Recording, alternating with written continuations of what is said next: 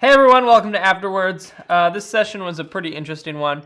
Because of some scheduling reasons and some unforeseen circumstances, we actually had to split the party into literally two sections. So I don't know if you noticed. I imagine you probably did. But we had actually two sessions. We had the far end of the table with Pamela, Casey, and Josh. And then we had our other part of the table with Brian and Kevin. This was an interesting session too because I really didn't have anything prepped. I had much more prep for the Brian and Kevin session than I did for the first session. I kind of was just hoping that we would get some town time done and everyone would roll with it in Olengrad, but that didn't exactly happen. So I literally invented that devil on the fly. Which worked out. So this is supposed to be the last member of the Five Bad Band, and he is supposed to sort of mirror Vel. Originally, I was going to try to do some stuff with some transmutation magic, but that didn't exactly work out for this because I had to change. I had to change my plot a little bit in order to match up with the players being split and just with what the players were doing in general. I felt like another combat would be excessive considering going into the crossover is going to be pretty climactic. So that character worked out pretty well, but he kind of came out of nowhere. So I was actually really happy. I'll talk about each session like first and then second. So the session that we shot first was the Christine Rasper Clarion session. That session went well. I felt a little lost during some parts of it just because I was waiting for like some direction to take it to, but it ended up being like me kind of narrating a whole bunch, waiting for someone to jump in there with me, which was okay. That's kind of my own fault for not prepping a good hook for people to catch on to. But it was also really good because we got a lot of good exposition out. Clarion and Rasper had some good ideas as far as figuring out the either if the Fae can be used as an ally, and Rasper trying to figure out like if they can screw up the teleportation somehow to get them to teleport in with the Fae. So I thought that all was really good and overall I think really necessary for what's going to come, especially because I don't know exactly how the crossover is going to be solved. I'm sort of just setting up all the pieces and then I'm going to figure out where they go once we actually get in there, because Threshold Moonlight has been working this story from sort of the other angle, more or less. So Cress is now with this is, I think, the first time I've gone into their plot details. Cress is there now in below the Mammoth Mountains with Nidoray, who is the mother's new warlock. So if you haven't been following Threshold Moonlight, you have a whole week to catch up before our crossover. Otherwise, you might be, I wouldn't say lost, because we'll do a good job of filling you in, but it certainly is going to be more satisfying if you hear that story as well as ours. Let's see, what else? We had, so yeah, that session was good. I felt so bad when Josh tried to kill the devil with Stipless Powder. I really, really, really wanted to give him killing the devil that way, but devils are, like, one of their things is immune to poison, and I know if I had let him die and hand-waved the poison immunity, everyone would be like, actually, Steven, devils are immune to poison. So it's like, yeah, I know, guys, but I wanted a cool moment. So I ignored the cool moment, but we kind of got a different kind of a cool moment, which is like where these guys are so confident in which you can try to kill one of their people and they're still going to be like, well, see you later. Have a good afternoon. So that was kind of a fun way to end it. And we got out a lot of exposition and we sort of cleared the air as far as what is happening, what's at stake, who's doing what. And it's the devils are going to siege Olengrad.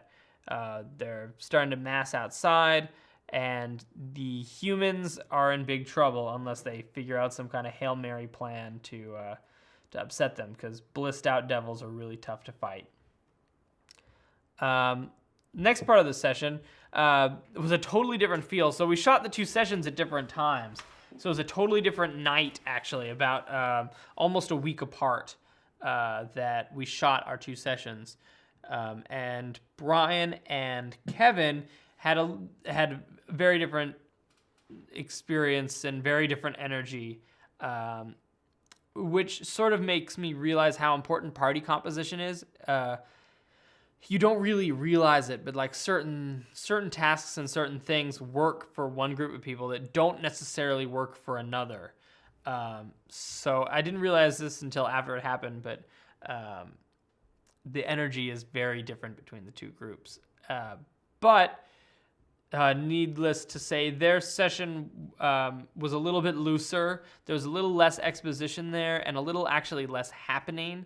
But we got to see Jaime's town of Espervald. We got a little bit more of a glimpse into his backstory and a little bit more of characterization from Darius. He's not exactly loved in Espervald, which was kind of fun to see, and he's kind of feeling uncomfortable. Brian somehow, so I had this clone reveal at the end of the episode where Vel was going to get revealed to him that Jaime is one of many clones, which is supposed to be like a big twist out of nowhere. But of course, Brian, like a quarter into the session, is like, oh yeah, this is just one of Darius's clones. And it's like, wait, what? And I thought I had told the first session sort of what was going to happen in the second session just to kind of tease them.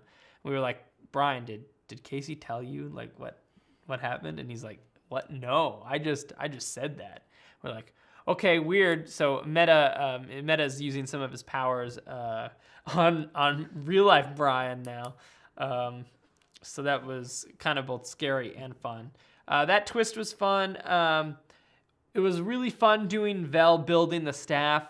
I was going to give it to him, but when I was prepping the session, I was like, let's do some skill challenges, because we don't do a lot of like good skill rolls on Threshold just because they take time, and it's not as cinematic.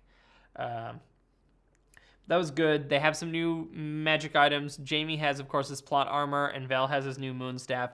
I'm trying to like boost everyone up before for the crossover. Clarion is still a little short in magic items, but considering what we're thinking about doing next season, I might hold off on giving him some. And he has the wand.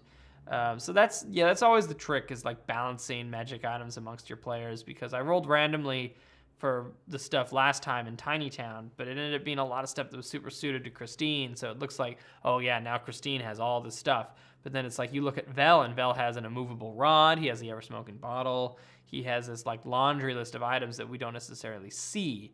So it's sort of like, where's the trade-off? How do you divvy up items against all these different characters and amongst all these different players?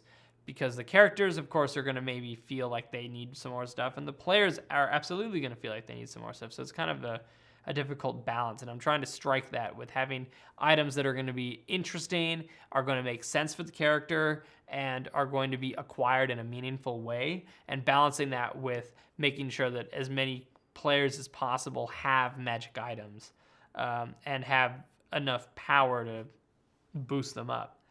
So we'll see. The staff that Vel has is very powerful. We'll see if it's too powerful for him to hang on to for very long.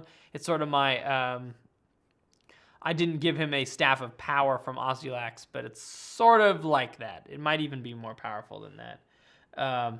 But we'll find out. We'll find out in the crossover. It's also going to give them... it can cure wounds and cure mass wounds. So that's, I think, going to help in the actual crossover itself if Vel uses it to help facilitate some healing of the party. Let's see. The crossover's next week. I've done my math. We're shooting both episodes of the crossover next week, next Sunday. I guess it's upcoming Sunday, yeah. And I've done all my math, and the encounter should be it should be difficult, but not too difficult. We'll see the 5 bad band coming back. We're actually going to see him as 4-in-1, but I'll talk about that when we get to the actual episode. It's going to be a very interesting next couple of sessions, but I'm very excited. We've done a lot of setup for this, and hopefully this next couple of episodes should close out a lot of the plot lines that we've started since the first episode. And so from there, we can kind of figure out what is our next step in the world of Threshold. So I'm very excited. I'll see you guys next week. Be sure to follow me on Twitter. Head over to our subreddit if you have any questions. I'm pretty good about answering stuff on the subreddit and on the comments of these videos. And if you really want to reach me, go ahead and tweet me. Call me, tweet me if you want. Is that a thing? Have a great rest of your week. We'll see you this Monday at the first episode of our crossover with Threshold Moonlight. Check out those guys to get filled in on the story. And yeah, I'll see you then.